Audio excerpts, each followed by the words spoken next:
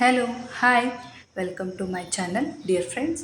ನಾನಿವತ್ತು ತುಂಬ ಸುಲಭವಾಗಿ ಆ್ಯಂಡ್ ಹೆಲ್ದಿಯಾಗಿ ಸ್ವೀಟ್ ಪೊಟ್ಯಾಟೊ ಹಲ್ವಾನ ಹೇಗೆ ಮಾಡೋದು ಅಂತ ಹೇಳ್ಕೊಡ್ತಾ ಇದ್ದೀನಿ. ನಾನಿಲ್ಲಿ ಒಂದು 1/4 kg ಸಿಹಿ ಗೆಣಸನ್ನ ತೊಗೊಂಡಿದ್ದೀನಿ, 1 ಕಪ್ ಬೆಲ್ಲ ತೊಗೊಂಡಿದ್ದೀನಿ ಮತ್ತು ಸ್ವಲ್ಪ ತುಪ್ಪ, ಬಾದಾಮಿ ಗೋಡಂಬಿನ ಈ ಥರ ಕಟ್ ಮಾಡಿ ಇಟ್ಕೊಂಡಿದ್ದೀನಿ ಮತ್ತು ಒಣದ್ರಾಕ್ಷಿ, ಸ್ವಲ್ಪ ಏಲಕ್ಕಿನ ಪುಡಿ ಮಾಡಿ ಈ ಥರ ಇಟ್ಕೊಂಡಿದ್ದೀನಿ.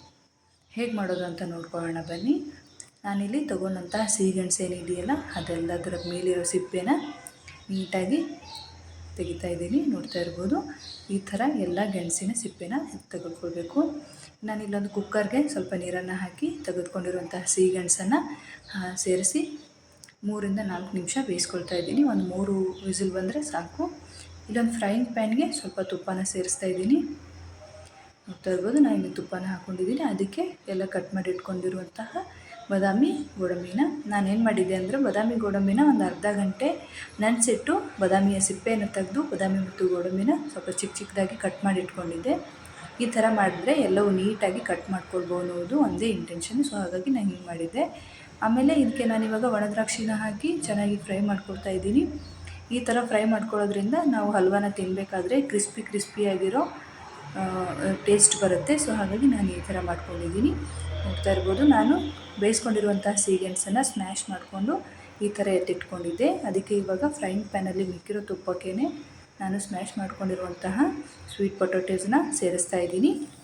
ಸಿಹಿಗೆಣಸು ತುಂಬಾ ಒಳ್ಳೆಯದು ಅಂತ ಹೇಳ್ತಾರೆ ಆರೋಗ್ಯಕ್ಕೆ. ಯಾಕೆಂದರೆ ಇದರಲ್ಲಿ ಹೆವಿಯಾಗಿ ರಿಚ್ ವಿಟಮಿನ್ಸ್ ಇರುತ್ತೆ. ಇದರಲ್ಲಿ ವಿಟಮಿನ್ B5 ಮತ್ತು B6 ಇರುತ್ತೆ ಅಂತ ಹೇಳ್ತಾರೆ. ಸೊ ಹಾಗಾಗಿ ಇದು ಒಳ್ಳೆಯದು. ನಾನು ಇದಕ್ಕೆ ಇವಾಗ ತೊಗೊಂಡಿರುವಂತಹ ಬೆಲ್ಲನ ಹಾಕ್ಕೊಳ್ತಾ ಇದ್ದೀನಿ. ಬೆಲ್ಲನ ಹಾಕ್ಕೊಂಡು ಚೆನ್ನಾಗಿ ಮಿಕ್ಸ್ ಮಾಡ್ಕೊಳ್ತಾ ಇದ್ದೀನಿ. ನೋಡ್ತಾ ಇರ್ಬೋದು ನೀವು, ಈ ಥರ ಮಿಕ್ಸ್ ಮಾಡ್ಕೊಳ್ಬೇಕು. ಆ್ಯಕ್ಚುಲಿ ಸಿಹಿಗೆಣಸು ರಿಚ್ ಫೈಬರ್ ಕಂಟೆಂಟ್ ಅಂತಲೇ ಹೇಳ್ತಾರೆ ಮತ್ತು ಇದರಲ್ಲಿ ತುಂಬ ಮಿನರಲ್ಸ್ ಇರುತ್ತೆ ಅಂತ ಹೇಳ್ತಾರೆ. ನಾನಿವಾಗ ಏಲಕ್ಕಿ ಪೌಡರ್ನ ಸಿಪ್ಪೆ ತೆಗೆದು ಪೌಡರ್ ಮಾಡಿಟ್ಕೊಂಡಿದ್ದೆ ಏಲಕ್ಕಿನ, ಅದನ್ನು ಸೇರಿಸ್ತಾ ಇದ್ದೀನಿ ಮತ್ತು ತುಪ್ಪದಲ್ಲಿ ಹುರ್ಕೊಂಡಂತಹ ಡ್ರೈ ಫ್ರೂಟ್ಸ್ನ ಸೇರಿಸ್ತಾ ಇದ್ದೀನಿ. ಎಲ್ಲವನ್ನು ಸೇರಿಸಿ ಚೆನ್ನಾಗಿ ಮಿಕ್ಸ್ ಮಾಡಿಕೊಂಡು ಒಂದು 2-3 ನಿಮಿಷ ಬೇಯಿಸ್ಕೊಳ್ತಾ ಇದ್ದೀನಿ. ಈ ಥರ ಬೇಯಿಸ್ಕೊಂಡ ನಂತರ ನಾನು ತೋರಿಸ್ತಾ ಇದ್ದೀನಿ ನಿಮಗೆ ಹೇಗೆ ಬಂದಿದೆ ಅಂತ.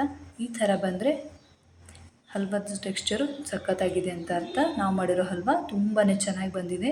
ನೋಡ್ತಾ ಇರ್ಬೋದು, ನೀವು ಮನೆಯಲ್ಲಿ ಟ್ರೈ ಮಾಡಿ ಫ್ರೆಂಡ್ಸ್. ನಾನು ಮಾಡಿರೋ ಹಲ್ವ ಇಷ್ಟ ಆದರೆ ಒಂದು ಲೈಕ್ ಮಾಡಿ, ಶೇರ್ ಮಾಡಿ, ಸಬ್ಸ್ಕ್ರೈಬ್ ಮಾಡಿ. Thank you for watching my channel.